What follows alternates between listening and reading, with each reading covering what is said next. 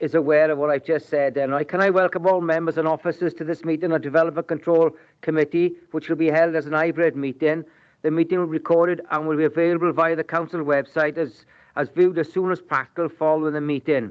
Everyone participating in this meeting will access this meeting either from the Council chamber or remote location. Please could everybody ensure that the mobile phones are switched off or on silent mode.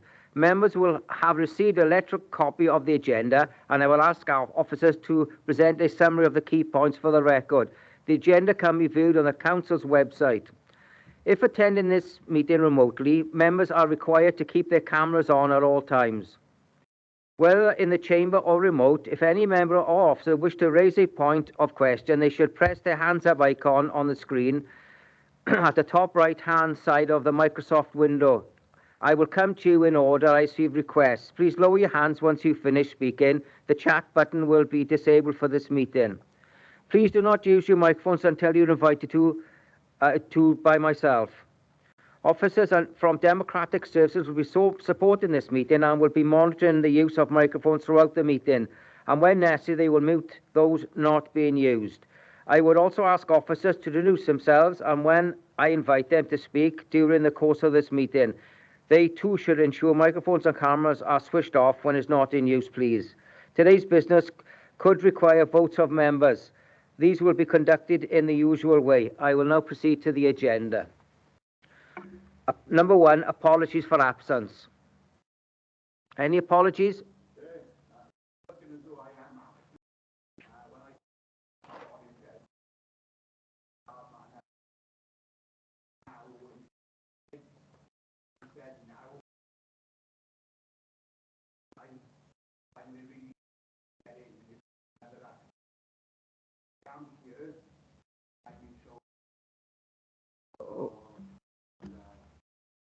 I'm sure that he's got you here.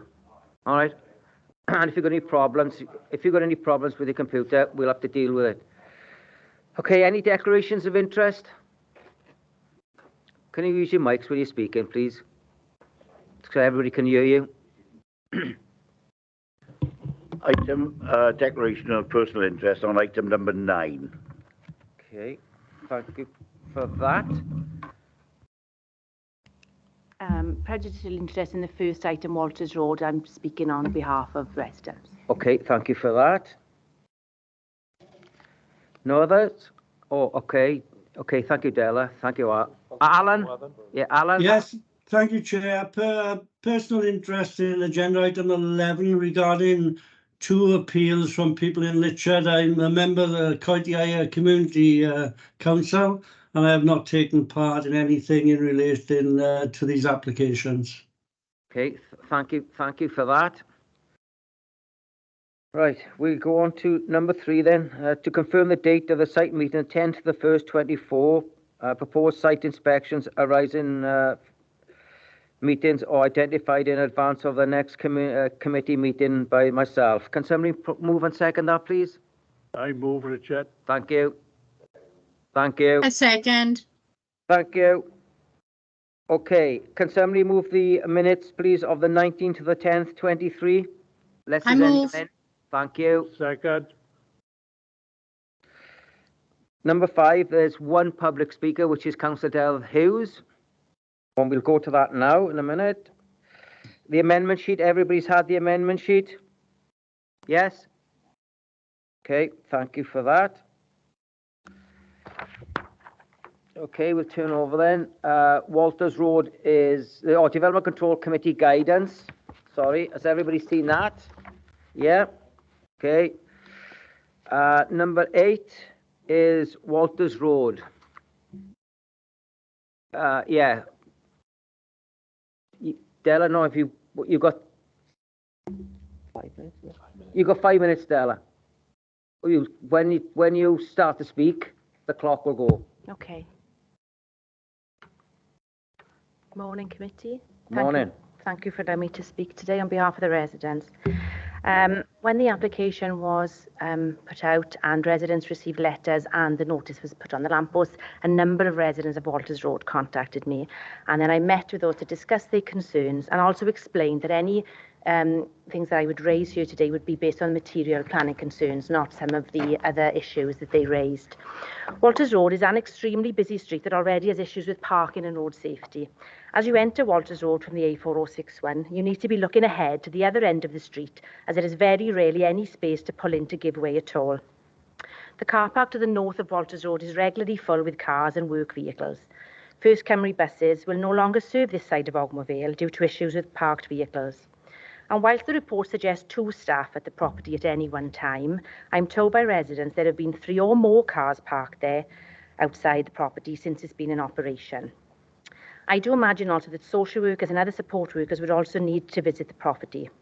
I note the provision for the secure cycle storage in the recommendations, but will staff realistically, some of them who may be travelling some distance to work, cycle at 7:30 a.m. or 9:30 p.m, particularly on cold, dark, damp winter mornings and evenings? The issue of speed in traffic in this location is an issue and is regularly reported to myself and the neighbourhood policing team, and the Go Safe van visits frequently. The report states that any potential for noise increase is not likely to result in a significant detrimental effect on the neighbouring properties. The adjoining property have contacted me and have logged noise complaints. They have been disturbed by banging, loud noises and loud music. And also, given that a staff member is awake throughout the night, will there be noise and movements that would not be in line with the usual patterns of a dwelling house?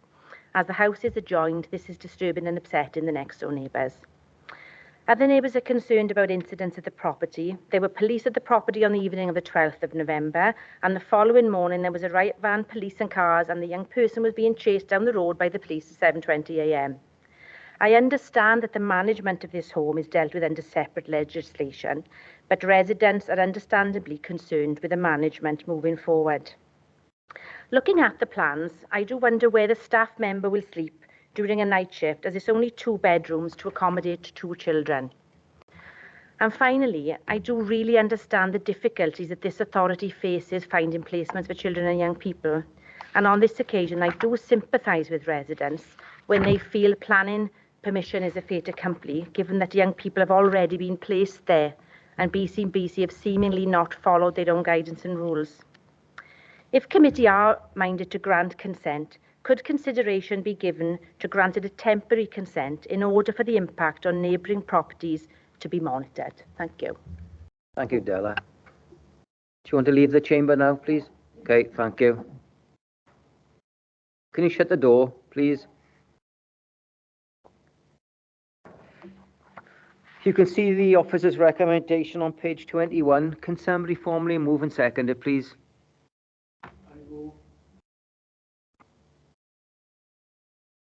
Thank you. Somebody second it, please. I'll second it. Thank you. Right. Ewan, you given this presentation thing, please. Can you go through it? Yeah, thank you, Chair. Good morning, members. For the purposes of recording, my name is Ewan Sexton, Principal Planning Officer. This application relates to the change of use for 57 Walters Road, Ogmore Vale, from a residential dwelling to a care home for children, which falls within the use class C2. No external alterations to the building are proposed. The care home will be used to house up to 2 children with standard staffing levels of 1-to-1 expected at the property. I should mention that since the application was submitted, internal works have begun on the property, and we understand that a child has been moved into the house. This was done ahead of the plan application being determined due to the immediate need to provide housing for the child. A condition has been included which restricts the use of the property to a care home with 2 children. A new application would be required to increase the number of children housed there, as well as to use the building for any other use within use class C2. This will restrict the use of the property so that it can only be used for the care of 2 children and nothing else. The application has been brought to committee today due to the number of objections received from local residents. I'd suggest that the main issues for members to consider relate to the highways impact of development, as well as the perception that development will result in an increase of antisocial behaviour in the area. These were the 2 most common material planning concerns that were raised by neighbouring residents. The property doesn't benefit from any designated car parking spaces, with the majority of the parking on Walters Road taking place on street. Some residents have raised concerns that the development will worsen the existing on-street parking issues in the area. The parking requirement for the proposed care home is not dissimilar from that of the existing dwelling, which would require 2 car parking spaces. There is a public car park situated within close proximity to the site, which staff or visitors could use in combination with on-street parking. The highways officer has requested the provision of cycle parking is made at the site. Subject to this, the proposal is considered to be acceptable in terms of its highways impact. Many residents who objected to the application did so on the basis that the use could result in an increase of antisocial behaviour in the area. There's no evidence available to demonstrate that the children living in this care home would create disturbances or cause an increase in other forms of antisocial behaviour. There will be care workers on site 24/7 who are specifically trained to look after the children housed there. As we've discussed in previous committee meetings, for applications of this nature, there are other bodies who are able to control such potential issues, including Environmental Health, South Wales Police and the Care Inspectorate for Wales. It's important to remember that the people living in the property are not offenders and they're simply vulnerable children who've come from a difficult background. This application seeks to provide them with a safe housing in a residential environment. Having considered the proposals, we found the application to be acceptable in all respects. Thank you. Thank you, Ewan, for that. Right, we'll go on to questions. Councillor Clark, you first. Thank you, Chair. Councillor Hughes mentioned that the staff obviously is one-to-one and that 2 staff are on in the evening throughout the night. Being a 2-bedroom property, one of those staff will be sleeping whilst the other staff is obviously awake, looking after, the children if they need them.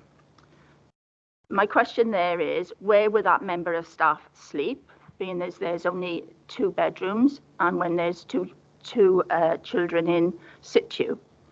Councillor Hughes also mentioned BCBC, and I understand that it's BCBC that has placed the child there, that's there in situ at the moment, therefore possibly breaching their own protocols, etc.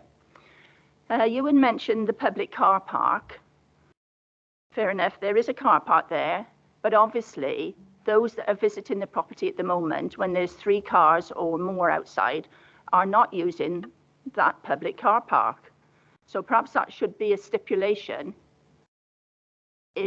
that those visiting the property should park in the car park. If I could have those answered, thank you very much. We'll come back to you. Ewan, please. Yeah, thank you.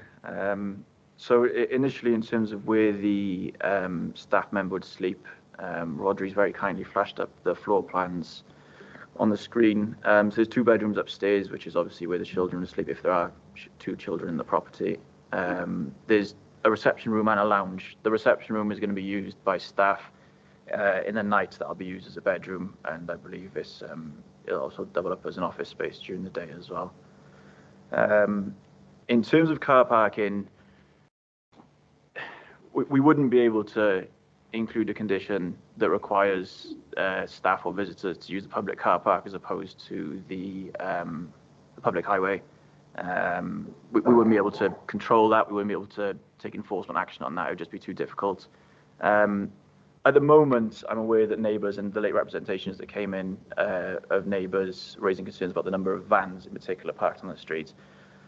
I'm assuming this relates to the internal refurbishments which are going on in the property. So hopefully, once those have ended and this is just operating as a care home, if it's 1-to-1 staff, there'll be a maximum of 2 staff members, and like I said, that will be comparable to the number of car parking spaces that this dwelling would require anyway. Okay. Thank you for that. Right. And the place and BCBC placing the child before planning permission. Yes. Actually, we've got the manager for. I'll put my camera on. Can you say who you are? Yeah, that's a good point, Chair. For the purposes of the recording, my name is Roger Davis, Development and Building Control Manager. We have on the call today Alex Fitzpatrick, Head of Placements at the Council. So it's probably an opportune time to invite you in, Alex, and just explain the background to this unit. Good morning, everybody. Yes, I'm Alex Fitzpatrick. I'm Principal Officer of our Placement Service here in BCBC. What I'd like to explain is that at the moment we have significant sufficiency challenges facing our care experienced children population. We are trying to find placements for children that best suit their needs, and those needs are best suited by being within their locality, close to community resources, being able to integrate within communities, and being able to reconnect with their families so that where possible we can undertake work to reunify children with their families when safe to do so. There are particular circumstances surrounding placement searches at the moment where we are not able to always source regulated provision for our children. I will add that these cases at this moment in time are exceptional circumstances. This is not a commonplace activity, but we are working within an environment where we also have significant changes to placements going on at a Welsh Government level with the eliminating profit from care experienced children agenda. So what happened in this case, we were unable to find a suitable registered placement for the young person. So what we did was speak to a provider who we were aware was intending to open up a not-for-profit provision here within BCBC. So this being in keeping with the eliminating profit agenda of the Welsh Government and being minded to our budgetary position. The other aspect of this is that the care provider is someone with whom we have significant experience working with and have had significant positive results because they have provided staffing for our internal residential provision. And so we are confident with the level of expertise and support provided by this provider and that we're able to work in partnership with them. It was on this basis, when faced with an exceptional circumstance, that we were unable to source a regulated provision, that this was the best option available for this particular young person, which resulted in us undertaking to place this young person there. As I say, it is a truly exceptional circumstance and it is subject to the highest levels of scrutiny when we do have these situations. Thank you, Alex, for that explanation. I'll go next on the list then. Nora, can you put your hand down, please? Thank you. Martin Hughes. Yes, thank you, Chair. First of all, just to pick up on the typos, on page 14, the consultation ended in October 2023, is down as 2022, but that's just for noting and by the by. With the cycle stop, presumably that would be expected either on the side of the property or at the rear. Just wanted to ask you if that precise location has been specified, and also to pick up that there's a rear lane at the rear of the property. The question is there any access to the rear garden? Is there any potential for off-street parking being provided either in the lane or in the rear garden as a way to try to limit the amount of car movement in the vicinity? Thank you. Thank you for that question. Ewan, please. Yeah, thank you, Councillor. In terms of cycle parking, the condition requires a scheme of cycle parking to be submitted, so they will propose a location for cycle stands. There is side access to the property, so they can get down the side of the house to the rear garden. In terms of the rear lane, I don't think it goes as far, well, here we go, you can see on Google Maps. I don't think it goes quite as far as the rear of the property, and if it does, it's very, very narrow. I don't think it'd be appropriate for cars to be travelling down there. So just to the right of where we're looking now, that is where the application site is. So I'd personally, and Rob maybe could chime in on this if he thinks differently, but I don't think it would be appropriate to have vehicles going down there and parking at the rear of the house. Thank you for that. Rob, do you want to come in on that, please? Thank you, Chair. Thank you, Ewan, and the councillors. For the purpose of the recording, my name is Rob Morgan. I'm the Principal Officer, Highway Development Control. To clarify the situation with the rear lane, it's not a vehicular highway. It is a maintenance access track. There is a public right-of-way along there and a community route, but there is no vehicular access there except in exceptional circumstances where somebody has a legal right to. But we're not aware that this property and many others have that access. Thank you, Rob. Next one on the list then, Councillor Mark John. Thank you, Chair. I suppose my question is a little bit of clarity, because I'm a little bit confused. Are we asking to pass a planning application or a retrospective planning application, because it seems to be already open? It's more clarification, Chair, if I'm honest. Thank you. Retrospective. Oh, Rodri? Yes, thank you, Chair. Yeah, yeah, good question, Councillor. Yes, the application was made, and as Alex has just explained, the pressures on the team to find a suitable location for the looked after child, and so it became retrospective after the application was submitted. But in terms of planning, it's not illegal to do that. It's an unauthorised change of use. But what we would have asked for, even if it had come in as an enforcement complaint, we would have asked them to regularise that with an application anyway. At that point, they'd already applied, so they're ahead of the game in that sort of side of things. But effectively, it is retrospective now because of the placement of one child in there. But the most we could have done was ask for them to regularise that with an application anyway. So, but as you can see, the application is before you for determination today. Thank you, Chair.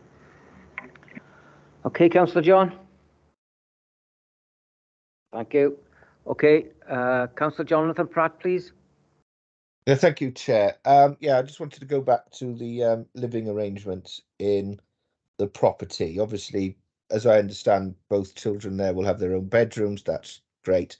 But am I correct in understanding that the office space will also be a sleeping space? I've never heard that before. I never ask anyone to sleep in their office. I'm assuming this will be a 24-hour operation. If one member of staff is sleeping and the other member of staff needs to access the office, where are we going with that? Because if I applied for a job and someone asked me, "Oh, you have to go sleep in your office," I think I'd probably ask for legal representations on that one. So is this a matter for planning? I'm just uncomfortable about someone sleeping in their office. Thank you, Chair. Thank you for that question. Ewan, please. Yeah, thank you for the question. I'd say really, to be quite blunt, it's probably not a matter for planning, but and Alex might be able to provide more information on this. It's pretty common, as far as I'm aware. I've got friends who work in care, for care workers to sleep at the properties. I termed it an office. They probably just use it as a quiet space during the day. If one of them needs to get away and do some paperwork, to step away from the remainder of the care home and use it as their office space. But it's not in the same sense as going into an office in the Civic and sleeping there. It's going to be a bedroom as well. So yeah, I don't see there's any issues with it personally. Okay, thank you for that. I can't see any more questions.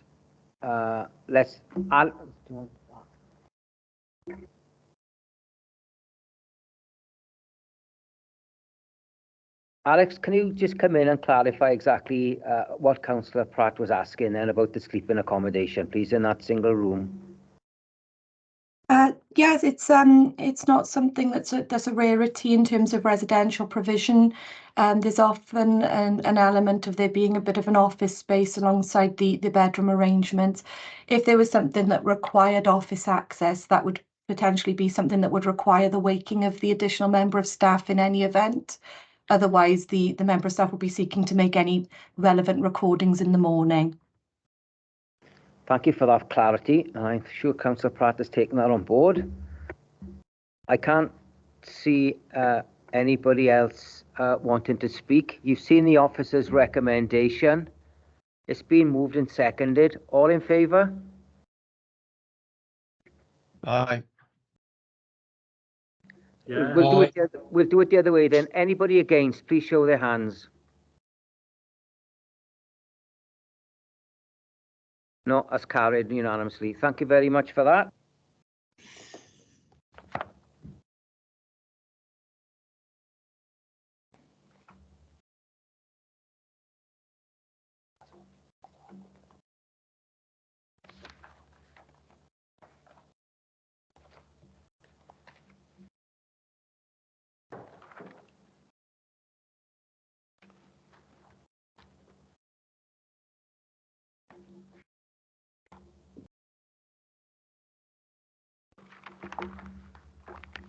Okay, next one on the item then is item number 9. That's land near Arwell, Puthcall Road, South Kennelly. Steve, you've taken this, aren't you? Yes, Chair. Oh, Councillor John. Yeah, Chair, just wondering if Councillor Hughes is back in the chamber? She is, yes. Thank you, Chair. Yeah, I wouldn't have carried on otherwise. And your hand is still up, Councillor John. Thank you. Right. Steve? Thank you, Chair. For the purpose of the record, my name is Stephen Jenkins. I'm the Development Control Team Leader. This application seeks outline consent with details of scale and siting. All other matters are reserved to erect a dwelling at the rear of Awerydd on Porthcawl Road or South Kennelly. The application site consists of a section of land which is formerly the rear garden of the property known as Awerydd. The proposed plot is directly behind Awerydd and in front of the newly constructed house to the rear, albeit at a slightly lower level due to the topography. There's an extensive planning history on this site, with the principle of the site being developed for housing first being established in 1999. In the intervening period, permission has been refused for a detached dwelling and a pair of semi-detached units on the plot, but in 2010 consents were issued for 2 plots at the rear of the host dwelling, which included a conditional consent for the construction of the application site for a 3-bedroom detached dwelling. Although the slab was laid for this dwelling, the conditions were not formally discharged, and that application has now lapsed.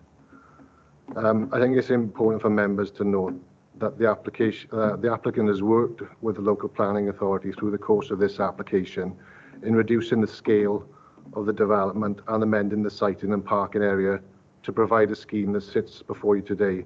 The revised scheme is a more modestly scaled dwelling to that which was originally proposed and what was previously approved on the site, and would take the appearance of a dormer bungalow with parking for 2 vehicles, a small private amenity space, and will utilise the same access and shared drive that was agreed under the planning application for the house to the rear.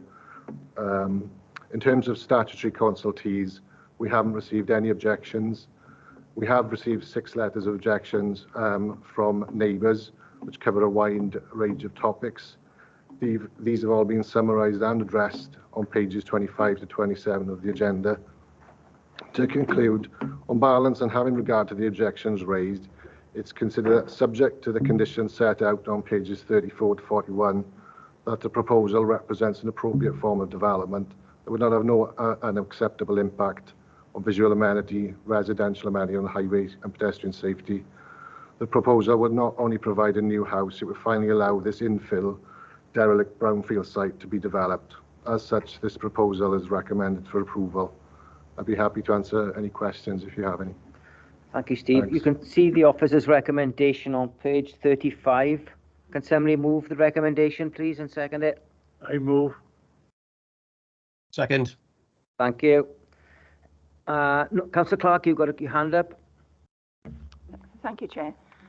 I wondered if we could have a plan, if we could see a plan. I need to understand the relationship with the site with the quarry, because there's going to be an acoustic barrier, I believe. If you could explain where that acoustic barrier is going to go, thank you.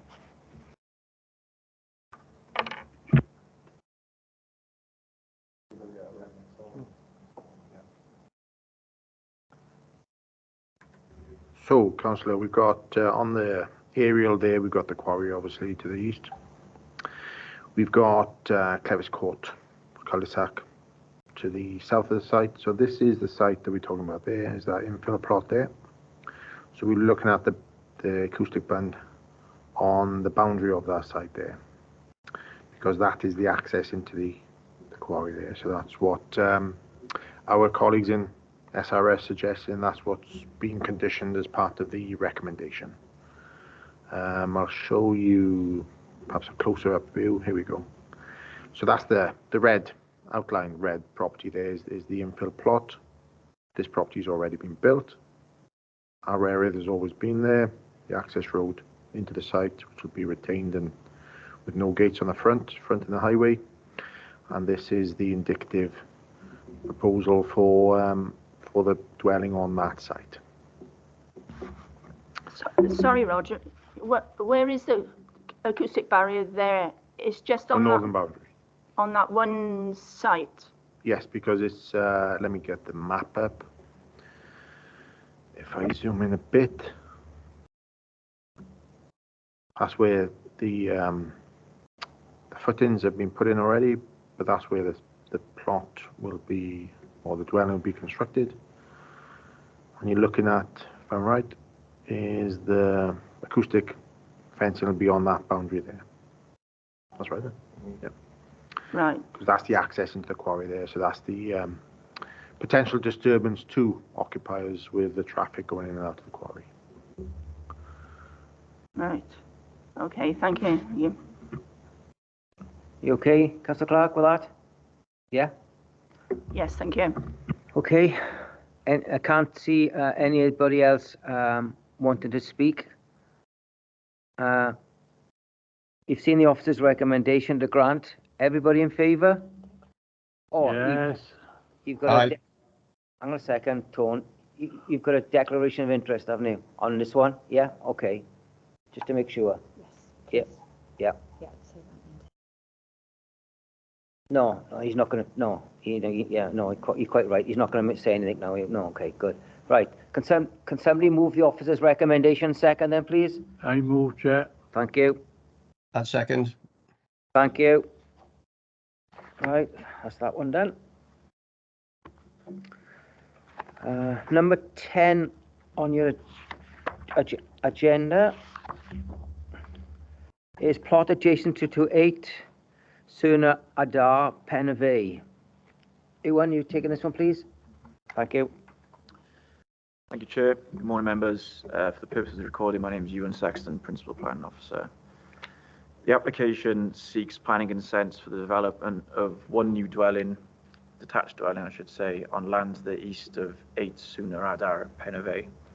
The development site forms part of the garden of number 8. Development will use the existing driveway, which serves the host property, which will be extended to create additional space for parking. Existing access to the highway will remain unchanged. The scale and design of the proposed dwelling reflects that of the neighbouring properties in the street. I've had a discussion with the agent of the application, and they've agreed to use finished materials that match the other houses in the street. As such, conditions included for sample materials to be submitted for approval. The proposed building will be set in from the site's boundaries, and its impact on neighbouring properties is considered to be acceptable, both in terms of overlooking and in terms of overshadowing. There are a number of trees in the streets which are protected by a group TPO, including 2 in close proximity to the development site. While the proposed dwelling is situated a significant distance from the TPO trees, the driveway is to be extended within approximately 8 metres of the lime tree, which is located in the front garden of number 7, which is next door to the application site. The Council's ecologists requested that a tree survey, impact assessment and protection plan was provided by a qualified arborist. This has been provided and confirms that no works will take place within the root protection area of the tree. The Council's ecologist is comfortable with the content of the report and has no objection to the application, subject to conditions that require works to be carried out in line with the recommendations of the tree protection plan. A condition is also included for a construction traffic method statement to be provided, which will provide us with control over the routing and parking of construction traffic, as well as the loading, unloading and storage of plant and materials associated with the development. No objections have been received from any of our statutory consultees, and subject to the conditions listed, we consider the proposals to be acceptable. Thank you. Thank you, Ewan. You can see the officer's recommendation on page 56 for granting. Can somebody move and second it, please? Second. Thank you. Anybody got any questions on this? I can't see any questions. Anybody wants? I take it that everybody in favour of this for granting this application? Aye. Thank you very much for that. We'll go on then to number 11, appeals. Has anybody got any questions they'd like to ask Jonathan on the appeals? No? Jonathan, do you want to come in on anything? Councillor Griffiths. Oh, Councillor Griffiths, sorry, you just popped up, sorry.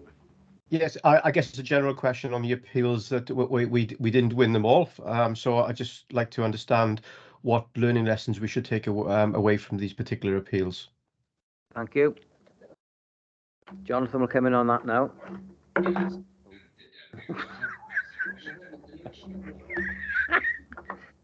Right. They'll bill me. Thank you, Chair. Thank you, Thomas Griffiths. For the purpose of the recording, my name is Jonathan Parsons, the Group Manager for Planning and Development Services. Yes, Councillor, I think you raised quite a valid point.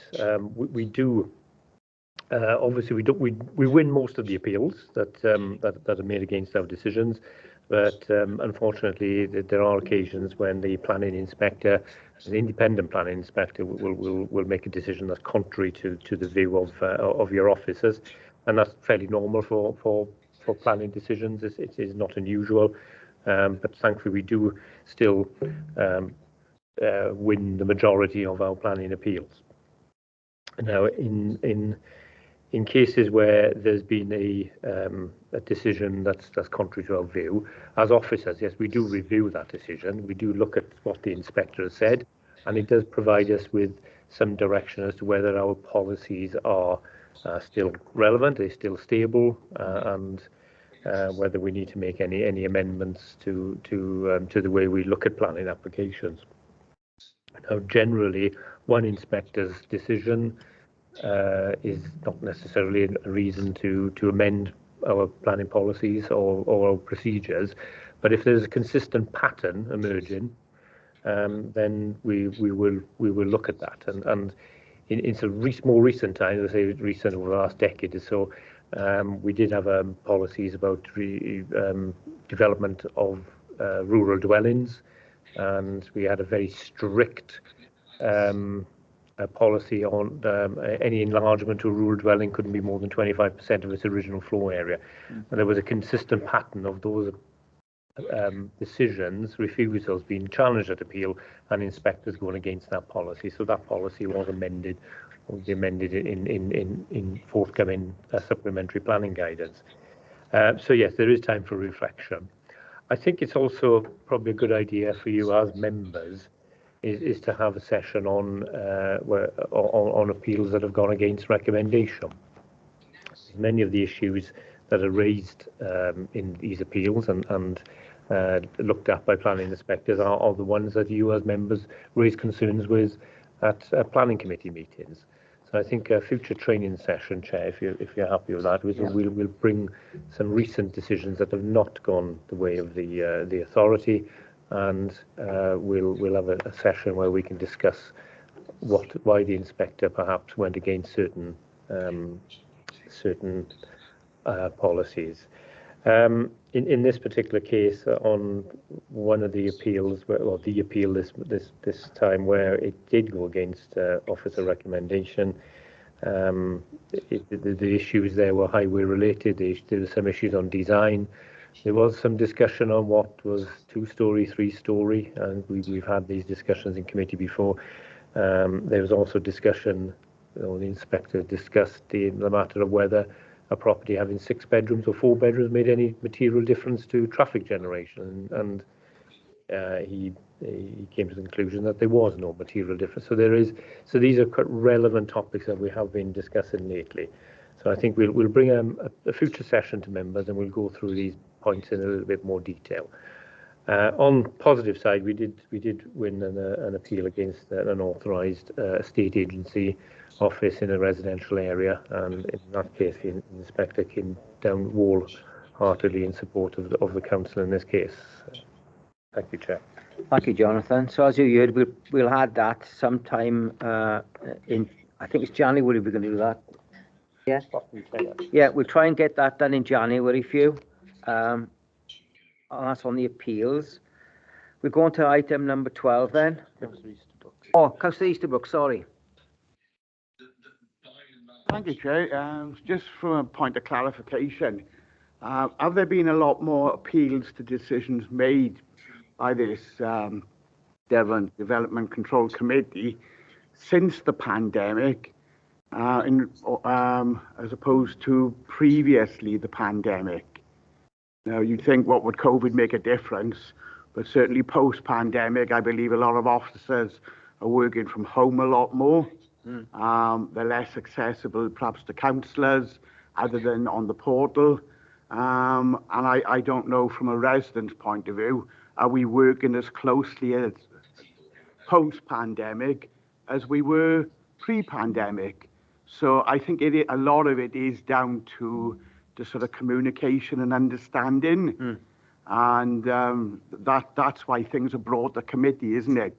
Because if it's done by delegated powers and it's very much black and white, which is what I believe planning law is, but then I just wonder, is the number of appeals a lot more post-pandemic? We'll try to endeavour to give you some of them figures, Jonathan. Yeah, I can come in there, Chair, thanks.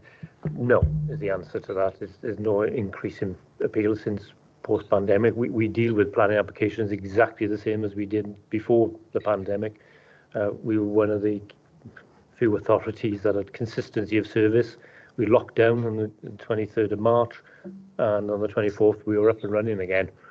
We were doing exactly the same thing. There were limitations on site visits, and we had to rely more on what applicants provided for us. So we had to say, we can't come to your site, but we can certainly look at what we submit. And we were the first committee.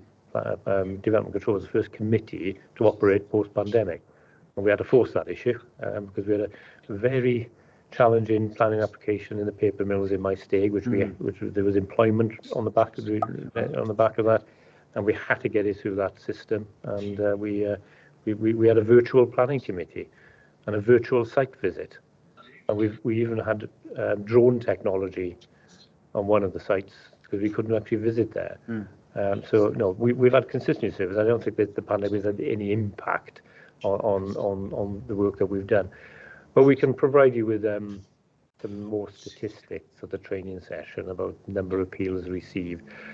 I think you probably find that when during the lockdowns, people had more time to think about enlarging their properties. So there may have been a bit of an uplift in planning applications for home improvements. They wanted to build offices and et cetera, and also people had more time to wander around their neighbourhoods and notice things as well. So there was an increase in planning enforcement complaints, I will say that. But in terms of determinations, we've managed to get through all the items as we would normally, and there was only a short time between the pandemic and the normal operation or semi-normal operations of the planning committee. So we made sure of that. So we were pioneers in that respect. I think we may have been one of the first in Wales in post-pandemic, but there we go. Thanks. Thank you, Jonathan. Okay, thank you for that question. Right, we'll go on to number 12 then. Training log. As you can see, development in conservative areas, PEDU, briefing, rights of way, tree policy, Wellbeing and Future Generations Act, and of course, we'll put that element, as we just said now this morning, as trying to get that done as first. There's no amendments to that, Jonathan, is there? No? Everybody happy with that? Yeah? Straightforward, it's training, so we got to get it done. Okay, thank you for that. I haven't got any urgent items that I've been given to discuss with you today. So I will now formally close the Development Control meeting for today. And can I thank everybody in the chamber and online for coming today? I know it's cold, but thank everybody for attending. Thank you very much, and I'll formally close the meeting. Thank you. Thanks, Chair. Thank you. Thank you.